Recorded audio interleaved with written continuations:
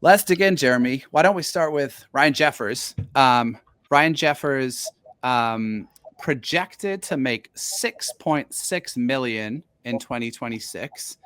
He's a free agent in 2027. He was worth, and this surprised me a touch when I look back, 2.1 WAR in 2025. In fact, he's combined for 6 WAR over the past 3 seasons, a 113 WRC plus. Certainly, if teams were interested, he would absolutely be one of the more appealing, high quality options in a very thin catcher market. What do you make of Jeffers 2025? And what do you think the chances are he's on the roster coming into spring next year? I mean, I feel like they're pretty high because he is the only catcher. I mean, there's I believe two catchers on the 40 man, but really the only one of note um, that can be a major league catcher. I think he does have value around the league. So if the Twins want to go full sell, Mm-hmm. that like you said, there would be interesting parties. I think when you kind of stack anything up, it's like how would this player fit on a pennant contending team, right?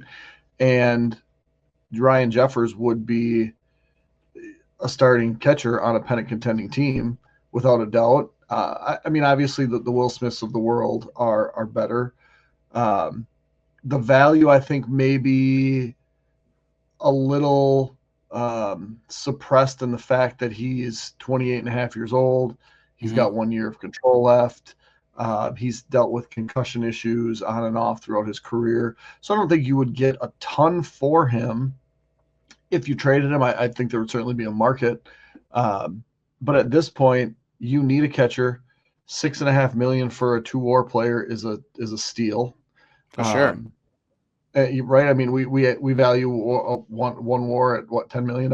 Is that what Yes, I hear? I think so now. And I think we used to say 8, but I do think it's closer to 10 now. Yeah. Yeah. So I mean, between 8 and 10 million, and if he could be a 2 WAR guy behind the plate, an average of a 2 WAR player over the last 3 years, I mean, you're talking about a $20 million a year guy. Um, if they could, and they won't, but if they could, I think right now with this team, low payroll, anytime you can get cost certainty, I think there's value in that. Mm-hmm. Um, if they could, before arbitration, agree to it like a 2 year deal, I think there's that saying, we want you around, we want you to be a leader on this team, the same way Buxton I think is kind of being handled. Um, give him 6 million or whatever for arbitration, and then if you give him 2 years 20 million, right? You can pay him 10 million and 10 million without really breaking the bank because the payroll's not going to be high, and I think you would pay that for some certainty. Um, but back to your question, I think he's on the roster. Yeah. I do think the Twins listen because it would be irresponsible to not, right? When you're not going to be super competitive, a team comes and blows you away, you take it. But to me, Jeffers is one of the.